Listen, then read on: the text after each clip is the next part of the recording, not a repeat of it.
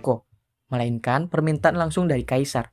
Dengan ganjaran akan mengabulkan keinginan Ko jika berhasil melakukannya. 살아있음의 소중함, 그 가치. 아니, 땡판 치고 나간 사람을 왜 Saat rapat, Ko yang mendengar Jun ditolak di setiap divisi akhirnya menerima Jun untuk bergabung bersama ke dalam timnya. 최준웅은 다시 콤마. 제가 받을게요. 제가 받겠습니다.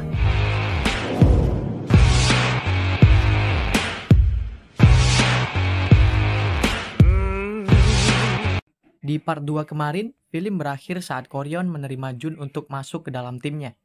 Lim yang mengetahui Jun Woo menjadi rekan satu timnya seolah tak percaya, karena menurutnya kerja di Jumaedung merupakan simbol kesuksesan berkarir di alam baka, tempat yang bisa dimasuki setelah mengalahkan ribuan kandidat. 저런 아무나를 들으십니까? 옆에 두고 조지려고. Namun dengan santainya, Ko menjawab bahwa alasan ia menerima Jun Woo adalah untuk mengacuhkan hidupnya. 혹시 위기관리팀 사무실입니다. Jun kini dibawa ke kantor manajemen resiko, tempat yang dulunya digunakan oleh unit kejahatan khusus, bagian dari tim pengawal. Tim kejahatan khusus ini bertugas untuk mengawal arwah ke neraka, karena telah berbuat kejahatan selama hidupnya. Namun, sekarang timnya telah bubar sehingga kantornya digunakan oleh mereka. Lim kemudian menjelaskan kode etik malaikat maut di Jumaedung. Pertama, dilarang berpakaian atau berperilaku aneh yang bisa menjatuhkan martabatnya. 사자는 품위를 떨어뜨리는 복장이나 Kedua, Jun mendapatkan KTP baru dengan identitas yang berbeda, dan kini namanya telah berubah menjadi Kim Wong Jun. Bahkan, jika ada keluarga atau teman dekat yang melihatnya, maka mereka akan melihat wajah baru yang telah diberikan. 이승에서 사용할 수 있는 새로운 주민번호와 근데 Ketiga, malaikat maut dilarang menggunakan kekuatannya di depan manusia, ikut campur urusan manusia, atau meninggalkan jejak di dunia fana. Dan bagian terpenting adalah, mulai hari ini, tak ada lagi Choi Jun Woo di dunia fana. 그리고 오늘부로 이승에서의 최준웅은 Jun ingat bahwa hari ini merupakan peringatan kematian sang ayah, kemudian langsung datang ke rumahnya. Dia berjanji setelah bangun dari komanya, dia akan segera kembali pada sang ibu dan adiknya.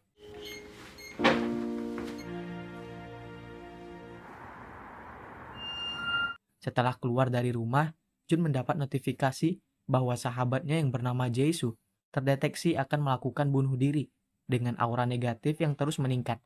Sedangkan di kantor, Lim memberitahu Koryon bahwa Jae-soo merupakan pria berusia 29 tahun yang telah belajar selama 3 tahun untuk mengikuti ujian masuk ke Akademi Kepolisian. 최준웅 씨 가장 가까운 어디 갔어? Kemudian cerita pun flashback ke masa lalu Jae-soo yang meminta sepatunya dikembalikan lagi. Kini malah dibully oleh teman-temannya. Jun pun yang masih belum berteman dengan Jae-soo pun mencoba menutup mata dari perundungan itu, karena dia takut jika hal yang sama akan menimpanya. 줘. 빨리 줘. 돌려줘. Dari hari ke hari, Jae-soo terus berusaha untuk meminta kembali sepatunya, walau dengan wajah bekas pukulan mereka. Lalu suatu hari Jun yang tak sengaja tertabrak hingga menjatuhkan rotinya. Ia pun ikut terpancing marah, dan dari sinilah mereka mulai bersahabat dalam keadaan suka dan duka. 이쯤 하면 됐잖아. 그 신발 좀 고맙다 친구야. Setelah kalah dari perkelahian, mereka pergi ke tempat makan ayam, di mana Jae-soo mengatakan bahwa saat dirinya butuh semangat, maka ayam goreng harus diberikan kepadanya. Kembali ke masa sekarang, Jun yang telah tiba di depan rumah Jae-soo langsung menggedor-gedor pintunya. Namun saat Jae-soo keluar, dia tak mengenalinya, karena kini wajah Jun telah berubah seperti bapak-bapak. 누구요? 보일 겁니다. 딱이네. Jun Woo yang tak menyadari wajahnya telah diedit, kini terus menggedor pintunya sehingga Jae-soo melaporkannya pada polisi. 아니, 지금 얼른 가야 돼요. Di kantor, Jun Woo ditanya mengenai identitasnya oleh polisi. Namun dia masih belum ngeh dengan identitasnya yang telah berubah, sampai akhirnya Lim datang dan meminta maaf. 잊으셨습니까? Tiba di Jumaedung, Jun dimarahi oleh Koryon dan Lim karena telah gagal lagi dalam bertindak. Jae-soo yang diketahui gagal dalam tes pertama ujian masuk akademi, kini hanya berbaring dan tak pernah keluar rumah. 하고 있지 않습니다. 치킨! Lalu, Jun pun ingat tentang ayam goreng yang bisa membangkitkan semangat Jae-soo lagi. Namun, ayam yang bisa membangkitkan semangatnya lagi itu adalah ayam yang pernah Jae-soo dan ayahnya makan saat usianya masih 6 tahun. Lim yang ingat bahwa kunci ingatan telah rusak, kini memberitahu Junwoong bahwa sulit bagi mereka untuk kembali ke ingatan masa lalu Jae-soo. Sehingga mereka mencoba dulu cara lain agar bisa memancing Jae-soo mau keluar rumah. 나오게 하는 게 급선무야. Di percobaan pertama, Koryon dan Lim mengajak Jae-soo untuk berbincang tapi mereka langsung ditolak. Junwoong yang udah tahu rencananya bakal gagal, kemudian menggunakan cara lain, yaitu dengan mengirim pesan singkat pada Jae-soo dengan mengatakan beberapa kalimat, di mana hanya mereka lah yang mengetahuinya. Sehingga Jae-soo pun langsung lari keluar rumah yang ternyata pergi ke rumah sakit tempat tubuh Jun dirawat.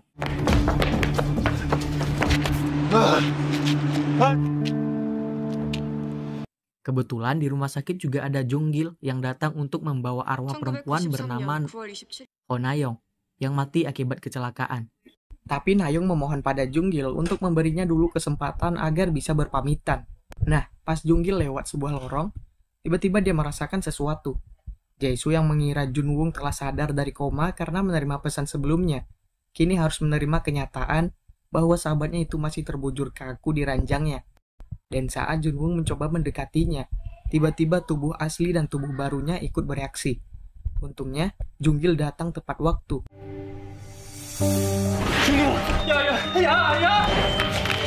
부장 잠시만. Junwoong yang tak terima atas perlakuan Jung-gil, kini langsung diberitahu oleh Lim, di mana jika tubuh asli dan tubuh barunya saling berdekatan, itu bisa menimbulkan gangguan sementara, dan itu ada di kontrak kerja Jumaidung. Hanya saja, Jun tak membacanya dengan teliti. 당신의 기억이 랜덤으로 지워질 네 얼굴도 잊어버릴 수 있어. 약서 안 읽은 사람이 누굽니까? Jae-soo yang tengah mabuk lalu dihampiri lagi oleh Junwoong. Jae-soo meluapkan kekesalannya karena gagal dalam setiap ujian masuk kepolisian. Padahal, dia sudah belajar semaksimal mungkin untuk mempersiapkan segalanya. 나는 안 되는데. Koryon yang melihat energi negatif Jae-soo terus meningkat, akhirnya pergi ke Jumaidung untuk meminjam mobil yang bisa membawanya ke masa lalu. 차를 좀 빌리러 왔어요. 치킨 구하러요. 이 좋은 술 냅두고 왜 그저? Ayah Jae-soo yang mengalami kebangkrutan kini sering dihubungi pihak asuransi karena telah menunggak iuran bulanannya. Bahkan, Jae-soo yang telah semangat pergi ke sekolah pun kini tak bisa mengikuti sekolah lagi karena SPP-nya terus menunggak. 우리 재수 제일 좋아하는 Hari ini merupakan ulang tahun Jae-soo, sehingga sang ayah menghiburnya dengan mengatakan akan membelikan ayam goreng kesukaannya. 재수 너 돈 벌어서. 근데 아저씨 내 이름 제 아니야, 나 진짜 아니야. 난 공부 싫어. 아니 너는 네가 좋아하는 치킨 이름도 모르. Setelah itu mereka pergi ke rumah sakit untuk menemui ibu Jae-soo. Lagi-lagi, Ajusi ditagih oleh pihak rumah sakit karena biaya perawatan istrinya telah membengkak, namun belum dibayarnya. Tapi Ajusi terus menenangkan sang istri untuk tidak memikirkan biaya rumah sakit. Saat hendak pulang, hujan turun dengan derasnya, dan kaos kaki dagangan ayah Jae-soo pun basah kehujanan. Ditambah lagi saat pulang ke rumah, ayah Jae-soo melihat barang-barangnya sedang dikeluarkan oleh pemilik kontrakan karena tak bisa membayar uang sewanya. Jae-soo yang dibawa ke rumah sakit kemudian disuruh masuk sendiri untuk menemui ibunya. Lim yang melihat energi Jae-soo makin meningkat, terus berlari mengejarnya. 재수 씨! 미쳤어! 가장 행복했을 때 먹었던 그 어리석은 생각하지 마요. Koryon dan Jun yang terus mengikuti mobil ayah Jae-soo mulai paham bahwa saat ini sang ayah sedang berniat bunuh diri dengan menabrakkan mobilnya pada truk lain. 아저씨! Saat Koryon dan Jun mencoba menghentikan ayah Jae-soo dalam upaya mengakhiri hidupnya. Dan dengan kekuatan yang dimilikinya, mereka pun berhasil menghentikan laju mobilnya.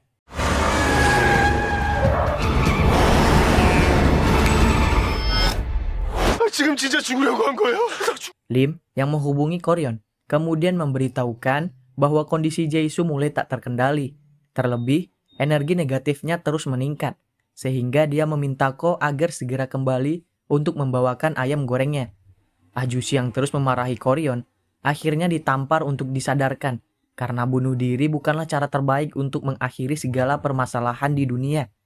Koryon juga mengingatkan bahwa hari ini merupakan tanggal ulang tahun Jae-soo, di mana dia menunggu ayam goreng yang telah dijanjikan sebelumnya. 주지 못한 랩이라서. 죽으면 다 해결돼. Lim yang dihubungi kembali oleh Koryon seketika harus menutup teleponnya karena Jae-soo tiba-tiba lari, dan karena waktu mereka tak banyak, Koryon pun mengajak Jun untuk pergi mencari ayam gorengnya. 잠깐만 기다려주세요. 저희가 치킨 구해올게요. Karena hari sudah malam, semua kedai ayam telah tutup. Namun ada satu kedai yang bernama Chicken Jumadeng yang masih buka. Lalu, Koryon yang mulai paham bahwa sebenarnya sang kaisar telah mengetahui maksudnya datang ke masa lalu. Setelah masuk ke dalam kedai, semua bahan telah tersaji, tapi kondisinya masih mentah. Sehingga, Jun yang mengaku telah memiliki sertifikat memasak pun mulai mengeksekusinya. 오케이.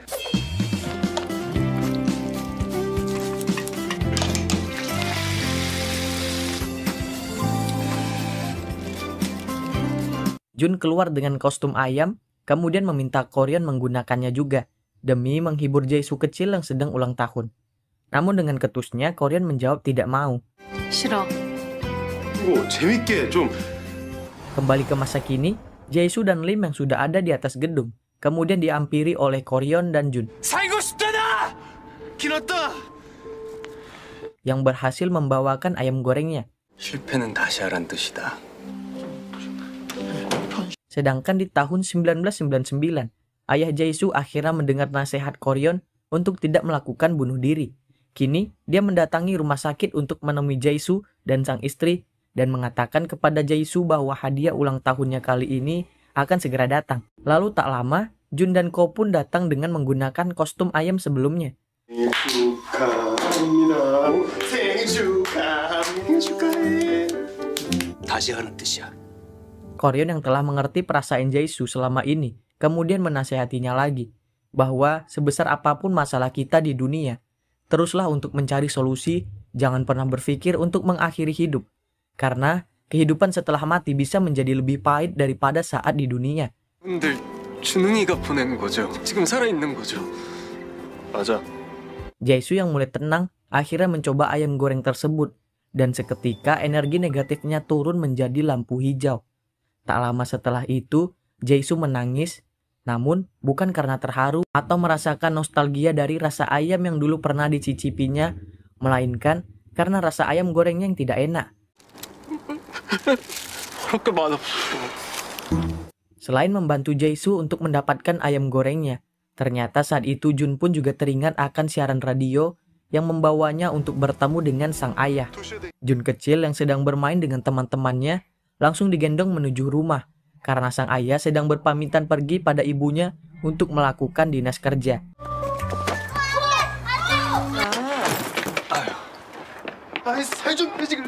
Jun hampir tak bertemu dengan sang ayah. Untungnya dibantu oleh Koryon sehingga mobilnya berhenti dan sang ayah keluar. Tanpa basa-basi, Jun pun langsung mengatakan bahwa dia merindukan dan menyayanginya. 보고 싶었어요. 얘가요. 전해달래요. 내가요? 엄마 안아드려. 오늘 아버지 출장 가시는. Lalu, Jun yang mengingat tak memiliki foto kenangan bersama, meminta ayah untuk foto bareng dengan formasi lengkap. 그리고 아까 사진도 같이 사진 찍고 싶었어? 둘, 셋. Cerita mundur ke 1 tahun yang lalu. Kita melihat Koryon yang masih dengan gaya rambut panjangnya sedang mengejar arwah seorang pria yang terus kabur darinya. Ternyata sebelum jadi manajer dari tim manajemen resiko, Koryon pernah bergabung dalam timnya Jonggil sebagai malaikat maut yang mengurus arwah dari setiap orang jahat. 가장 끔찍한 지옥으로 널 보내버릴 거니 그 생을 거둬들인다. Suatu hari, Koryon mendapat perintah dari Jonggil untuk mengambil arwah dari seorang pria yang akan bunuh diri. Jonggil berpendapat bahwa seseorang yang melakukan bunuh diri itu sama dengan penjahat. Namun, tiba-tiba Koryon langsung bantu si pria agar bisa diselamatkan. 저자는 곧 스스로 목숨을 끊을 거고 놓으라고. Junggil yang marah kemudian memaksa Koryon untuk melepaskan tangan pria itu. Padahal si pria sudah memohon bahwa sebenarnya dia tidak ingin mati dengan cara seperti ini. Tapi Junggil tetap saja memaksanya hingga akhirnya si pria pun terjatuh dari gedung. 놓으라고! Dari sinilah ia mulai mengetahui bahwa rumor tentang Koryon yang akan diangkat jadi kepala tim manajemen risiko itu benar adanya. Sehingga dia merasa telah dikhianati karena hal itu tidak pernah didiskusikan terlebih dahulu kepadanya. Junggil beralasan bahwa bunuh diri itu merupakan aksi kejahatan karena sama saja dengan melakukan pembunuhan kejam pada diri sendiri. Sedangkan Koryon memiliki pendapat yang berbeda dengan mengatakan bahwa setiap orang yang akan bunuh diri mungkin merasakan penderitaan semasa hidupnya, sehingga mengakhiri hidupnya mungkin merupakan jalan terakhir bagi mereka. Tak mau kalah, Junggil pun menjawab bahwa esensi kehidupan adalah penderitaan, di mana itu merupakan takdir manusia untuk berusaha dan hidup bersama penderitaan itu sendiri. 감사실에서 보고왔네요. Koryon yang melanggar aturan perusahaan karena menggunakan kekuatannya di depan manusia, kini diberi sanksi oleh sang kaisar bahwa selama 1 pekan, Koryon tidak bisa menggunakan kekuatannya, dan sebagai tandanya, Koryon diberikan cincin yang tak bisa dilepas sebelum masa hukumannya habis. 사내 규정 11조 3항. 모든 인간사에 관해서는 다른 조치를 내리겠다. 동의하니? 네. 일주일 받았어. Jun pun ngikut merasa bersalah, kemudian meminta maaf pada Koryon. Namun dia malah menyuruh Jun untuk membelikannya kopi. Saat di kafe inilah, Jun bertemu dengan arwah Nayong yang kabur dari pengawalan malaikat maut. 나 보이죠? Nayong mengetahui bahwa Jun merupakan tim manajemen resiko yang bisa membantu menggagalkan seseorang dari bunuh diri. Ternyata sebelum kabur dari rumah sakit, Nayong yang dikawal oleh malaikat maut sempat melihat Jun yang sedang berselisih dengan Junggil. 자살 시도자를 막기 위해 회사에서 영혼이랑 엮이면 문제될. Jun yang membawa Nayong sempat ditentang oleh Lim karena mereka bisa mendapatkan masalah jika terlibat dengan arwah yang kabur. Namun tak lama mereka mendapat notif bahwa Wujin terdeteksi akan melakukan bunuh diri, di mana Wujin ini merupakan suami Nayong yang berprofesi sebagai penyanyi dan penulis. Setelah kematian Nayong, Wujin merasa bersalah dan melakukan percobaan bunuh diri dengan meminum banyak obat tidur, dan itulah alasan Nayong belum bisa pergi ke alam baka. Nayong memohon pada Koryon untuk membantunya, karena dia merasa bahwa Wujin hanya bisa diselamatkan oleh dirinya. Koryon yang berubah pikiran pun akhirnya menutupi informasi mengenai keberadaan Nayong kepada malaikat maut yang lain. Hingga tak lama, datang Junggil yang memberinya peringatan. 빨리 도착한 것 같습니다. 잠시만요. Bahwa masalah besar akan menimpanya jika tetap menyembunyikan arwah yang kabur. Nayong yang kembali ke rumahnya kini diikuti oleh Jun. Sedangkan di luar, tim malaikat maut lainnya terus menyisir setiap lokasi dengan mendeteksinya menggunakan GPS versi Jumadeng. Untungnya Lim datang dan menonaktifkan arwah Nayong sebentar saja agar tak terdeteksi dari radar mereka. Setelah aman, Nayong pun diaktifkan kembali dan cerita pun flashback ke masa lalu. 잠시 벗어난 것뿐이에요. Nayong yang dulunya sebagai balerina hampir mewujudkan cita-citanya untuk bergabung dengan grup balet impiannya. Namun impiannya ini harus musnah ketika kaki Nayong mengalami cedera yang tak bisa melanjutkannya untuk bermain balet. Nayong yang merasa hidupnya telah hancur, pernah berniat untuk bunuh diri. Hingga suatu ketika, di bawah derasnya hujan, dia bertemu dengan Wujin yang langsung memayunginya. 혼자 다 맞지 마요. Takdir kemudian mempertemukan mereka kembali. Mulai dari saat Wujin bernyanyi di sebuah tempat, hingga saat Wujin sakit, Nayong terus berada di sisinya. Dan berakhir dengan jalinan cinta kasih antara mereka berdua. 제 이름은 허나영이에요. 아파요? 아니야.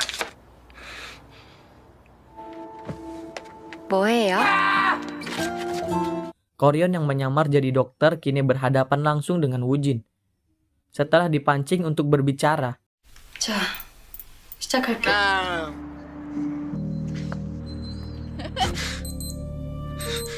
akhirnya Koryon menemukan fakta baru bahwa alasan Woo-jin ingin mengakhiri hidupnya adalah tertanamnya perasaan bersalah karena tekanan dari orang luar yang selalu menyalahkan atas kematian Na-young.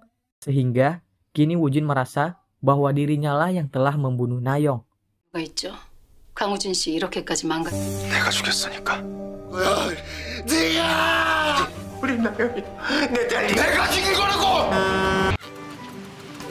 내가 네 애인, 내가 네 친구야? 두머리시죠.